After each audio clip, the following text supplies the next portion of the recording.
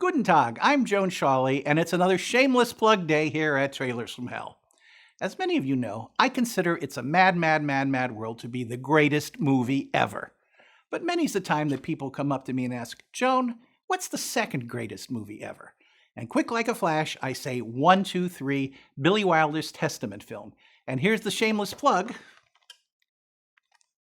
This marvelous Kino Lorber Blu-ray, which includes, among other bonuses, a highly informative and entertaining commentary by this guy.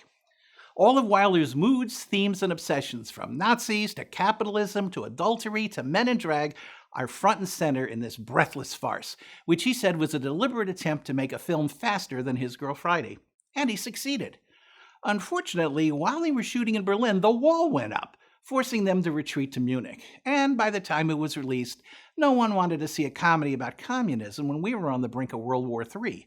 It didn't do very well, but across the sea of time, it's been rediscovered as the masterpiece it is.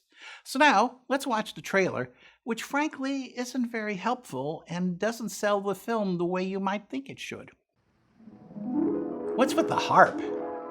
Billy Wilder was coming off a white-hot streak capped by his 3 personal Oscars for The Apartment, so he actually became the selling point here.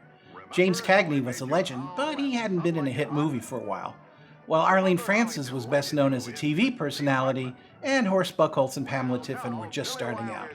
So it fell to Wilder to sell what was an extremely unusual farce, when the timing couldn't have been worse, and with a title that couldn't have been more generic.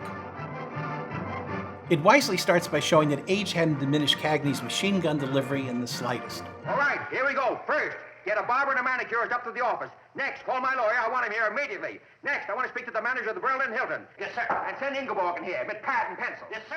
And they do provide good scenes for the other 3 to shine, while certainly emphasizing the more adult aspects of the story. Put your pants on, Spartacus.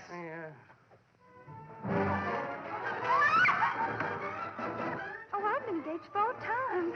All the women in our family are sort of hot-blooded. That's Lilo Pulver, a.k.a. the German Marilyn Monroe, whom Wilder undoubtedly found easier to work with than the real one. Playful, isn't he? Oh, he had a perfect right to, after all he paid for it. Well, that makes all the difference. No, you don't understand. It's part of my job. What you call fringe benefits. Pretty racy for 1961. And of course, there's some car chase footage to reassure audiences that this isn't just 2 hours of talking heads.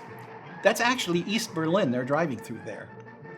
Alas, the trailer barely tells us what it's about, and there's no mention of Coca Cola, whom Cagney works for.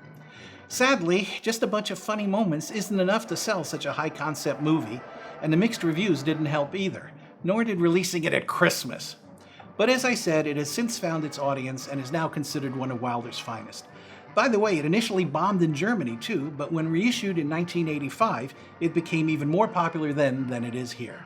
Who says Germans don't have a sense of humor?